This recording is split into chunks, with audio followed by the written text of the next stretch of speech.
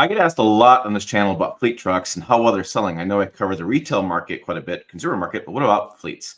And I brought my friend in, Kathryn, who runs the Work Truck Solutions and also a Convoy. Convoy is actually a really cool website where you can shop around for commercial vehicles. And I was doing that this morning, by the way, a little bit. And I like me a big boom truck or a plow truck or something. Great. And it's just like I'm a kid in the candy store looking through the Convoy website, and then Work Truck Solutions connects dealers with commercial customers. As we talked in the previous interview, you really kind of opened up the door to getting more easily shopping commercial vehicles, looking at different options throughout the country, and making the ownership or the buying experience better. And you've also told me that at previous work truck shows that you actually had talked to different manufacturers and actually showed them data on how well they're selling or not selling that they didn't really know. So that's kind of a crazy deal. But we're going to hop into the 2023 recap, which is the point of this call, and talk about, because you just released some news findings, a news release. Mm-hmm. And so what happened in 2023? I mean, we hear doom and gloom and UAW strike and the world's going to end, mm-hmm. but interest rates, stuff like that. So what's going on?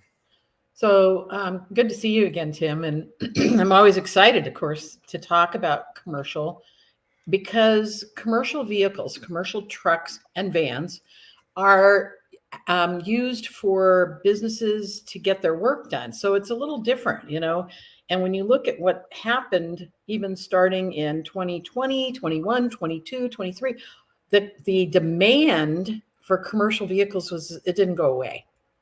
Because if, we all looked and saw that the essential businesses were still running. And so it was really challenging in 21 and 22 because inventory just wasn't available. So people were, buying used vehicles that never would have bought used vehicles. They were, trying to get by. They were trying to figure out how to start ordering instead of walking onto a lot. There were all sorts of things that were very new and different. And so moving into 23 was kind of a path back to a little bit more normal in that inventory started coming back. And in fact, what was really interesting is that at the end of 23, we compared, and the vehicles on lot at dealerships that we consider to be commercial were up 86% the end of 23 from 22. Wow. So that's huge. That's almost double. But when you stop and think about the fact that it was so low before, it's really not that amazing. Right? We're getting back to normal, and we're getting to where people can, and at the same time, there's a lot of changes that are happening. I mean, this 23 was a year of discussion about electrification, right? About EVs, that was carried into the commercial space in ways that were more meaningful than they'd ever been. And I think the first couple of years of it was, we got to do it. Everybody's telling we got to do it. Everybody's telling us it's the right thing to do. The government is telling us we have to, right? But when it all shook out, it was really, it's only actually valid or usable in certain use cases. And we all seen the news about, the wintertime and how hard it is when you've got an electric vehicle of any kind, right? Right. All of that. And when you think about, businesses that have to, if I have a business and my vehicle is down, I'm losing $2,000 to $3,000 a day. Right. So there's just, I would say 2023 really shook it out and said, which are the vehicles that make sense, right? If you're in a market where you're delivering things and the most miles you're doing in a day is 60 miles round trip with all your deliveries, and you're parking it at night and you're able to recharge, it's a perfect use case. So I think that in 23, there was also kind of a refocus on looking at the vehicles that are available, that are coming back into the market. The new alt fuel vehicles, the vehicles that are returning, and even some new upfits. So it was for me, it was very exciting. As you know, I like looking at really cool vehicles. And you also found in your survey that the new vehicle pricing went up as well. I think that, Is that from the fact there was no inventory, now there's inventory, or? Yeah, and what's interesting is that happened in both retail and in commercial, right? But I think what we're seeing now today in retail is the pricing is starting to be readjusted down because as the volume of retail vehicles comes back, the demand isn't changing. There was, and so that's going to affect the prices. But in commercial, there's still such a big demand that that's not pushing the prices down. So commercial vehicles are more expensive.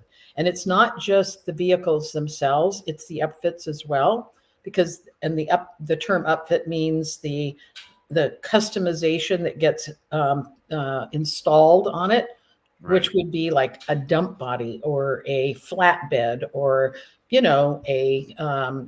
some kind of a set of boxes we call utility boxes, right? All of the materials for building that through the supply chain challenges have all become more expensive. So overall, I think commercial vehicles have increased in price and aren't probably going to be affected in any way to be pressured back down. Tiny bit on the used. The used went down a little bit just because used prices were in higher demand because you didn't have any new vehicles, right? So there was some adjustment in that. But even then, it's not like the same as you see on the retail side because there's just still heavy demand, consistent demand, and recovery from less inventory. And do you think that the inclusion of EVs that are typically more expensive on a purchase price will drive up your statistics as well, as far as new vehicle pricing? So, we'll keep an eye on that in 24. In 23, there wasn't enough volume to affect it, but that's a good point. We'll keep an eye on that. We'll remember next year to talk about that. Okay. Okay, sounds good. The other thing I would ask you about fleets is, are you seeing customers like demanding more features in fleet trucks? I mean, because we're seeing that the naturally aspirated V6 going away. They're all turbocharged engines. Ford in the fleet side took away the roll-up window kind of options. They made it all power now, and it seems like that kind of stuff's driving up price as well.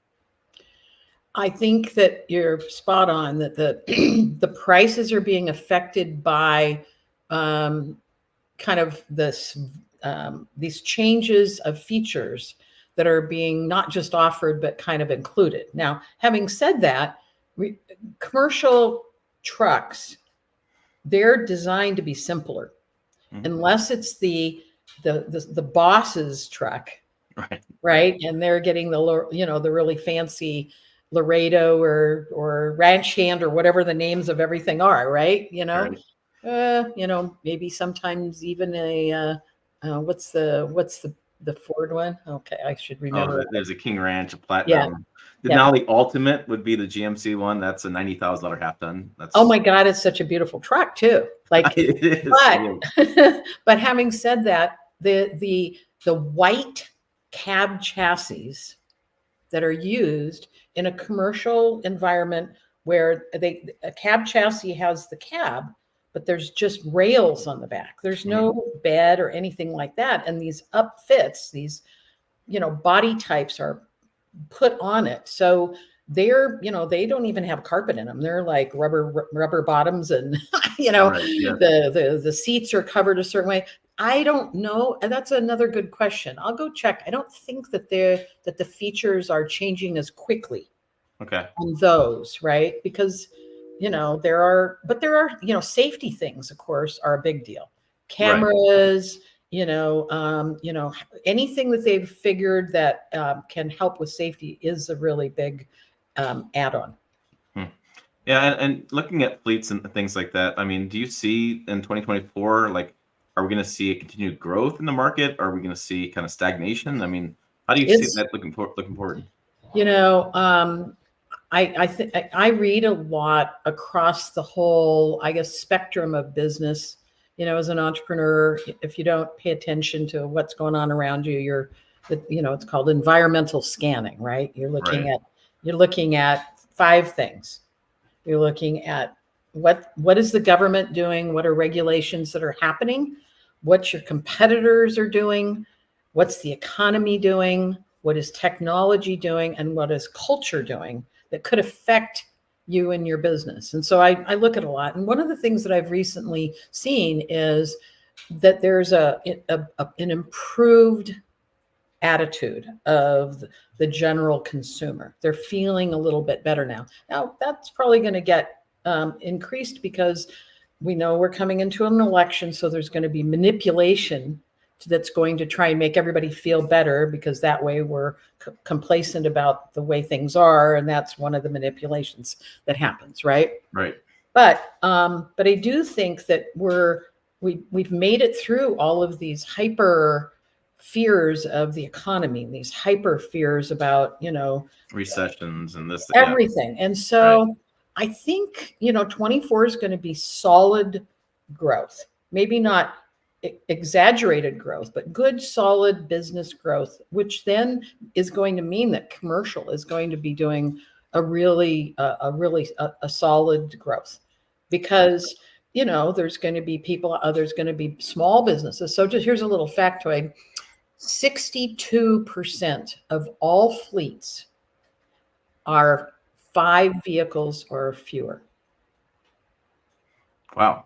So that's, yeah, I mean, that makes sense. The SBA numbers. Yeah. I mean, small businesses make up the majority of the country by 80% of all employment is Right. small business, right? Right. And so when you think about that, though, that's cool, because that small businesses can take advantage of environment that is encouraging them to grow, right?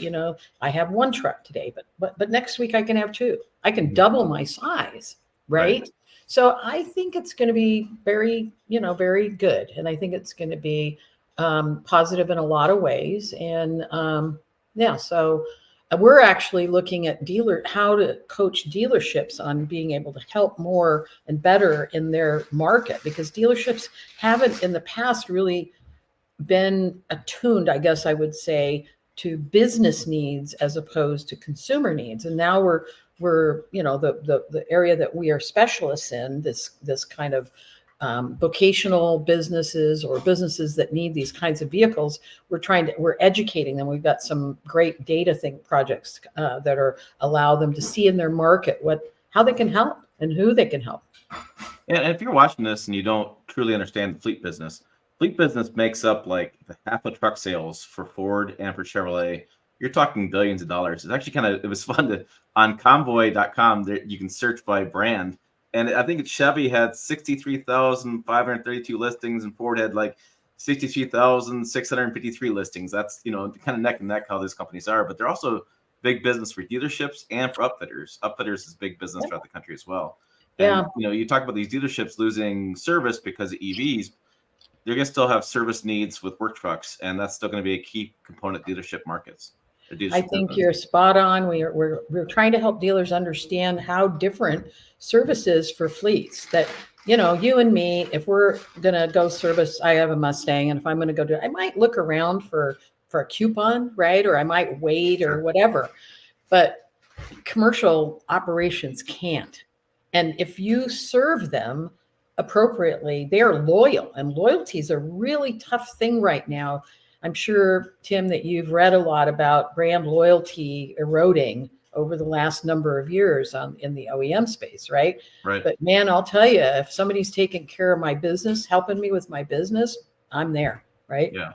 Yeah, and you also see that in big fleets as well. Like they'll teach their mechanics how to work on Fords, and then they'll stock the most commonly broken parts or the oil or the belts, whatever, and they'll have the service base built for themselves to keep the fleets going. So that business is so critical for OEMs, because if you can get that one business to flip to a different brand, I mean, you're talking millions a year. I mean, it's incredible how much that number changes. Yep. No, very, very, very accurate. Yeah. Mm-hmm. Well, interesting stuff. I always look forward to talking to you. I just was curious what your thoughts were in 2023 and moving forward 2024 and what's going to happen in the future. I'll be interested to see what turns out with new EV stuff. I know I'm still up in the air if I'm going to make a work truck show this year. I'm just kind of figuring out my plans, but typically, well, if you come, let me know, and anybody listening, because we can get you a free pass for the floor. Right. I get the media pass too, but Okay. Anybody listening, if they need a you're right. pass, If you want to go, it's a pretty cool show. It's Yeah. one time you can walk around, look at a bulldozer inside of a building that looks small. That's how big the convention center there is in Minneapolis.